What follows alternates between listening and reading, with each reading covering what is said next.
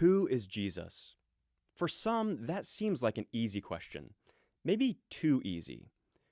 If this question, who is Jesus, seems easy, consider how many different answers people give to it around the world. Is Jesus a great teacher? A healer? A role model? Is Jesus a political activist or moral police officer? Is Jesus God? Who is Jesus? This question might seem easy at first, but maybe it's actually a question that takes a lot of thought and investigation. For other people, asking about who Jesus is might not seem like an easy question, but a strange one. After all, Jesus lived 2,000 years ago in a totally different part of the world. What does he have to do with our lives today? Should Jesus just be kept in the pages of our history books along with other figures like Julius Caesar and Cleopatra? Or does Jesus engage with us in a real, living way? What difference does Jesus make for us today? All of us wrestle with these questions. Who is Jesus and what difference does he make?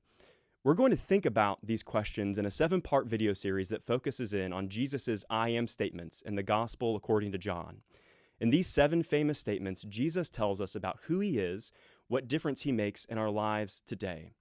We'll come to find that asking who is Jesus isn't an easy question, but a powerful one that makes a difference in every part of our lives. Can you remember being afraid of the dark? Heck, maybe you're still just a little bit afraid of the dark. It's a natural thing that pretty much everybody deals with, particularly when you are younger. We've got a refrigerator at our house. It's in our basement, and it stores extra butter, drinks, milk, things like that. And so when we need more milk upstairs, it's our kids' jobs to go down and grab another gallon. But that's a scary task. I mean, it's dark down there, right? So what does my 6-year-old do? He decides he needs someone with him to fight the fear. So he'll convince his 3-year-old brother, his 3-year-old little brother, to come along with him. In John 8:12, Jesus refers to himself as the light of the world. Here's what he says, and then we're going to talk about what it means. He says this. He says, when Jesus spoke again to the people, he said, I am the light of the world. Whoever follows me will never walk in darkness, but will have the light of life. Second, Jesus being the light of the world means that he directs us. If you think about it, flashlights are an incredible invention. To be able to harness light and direct it where we want so that we can make our way through the woods at night or a basement in the dark. Without light, you'd stub your toe, run into a tree, or maybe fall off of a cliff because you wouldn't know where you're going. But Jesus shows us where to go. He directs us in his word, telling us what his will is and what will bring us satisfaction and what will bring us pain.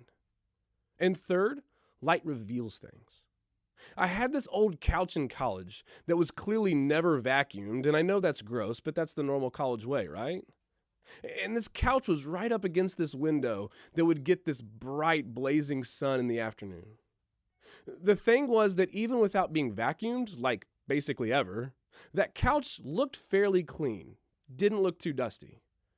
But in the afternoon, with the rays of light streaming through that window, when someone would plop down on it, this cloud of dust would rise, making even college guys want to do some cleaning.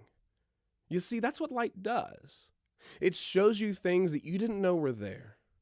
Jesus, when his light is allowed to shine in your life, will reveal to you the dirty, dark, hidden, and sinful things about you. And that's actually good news.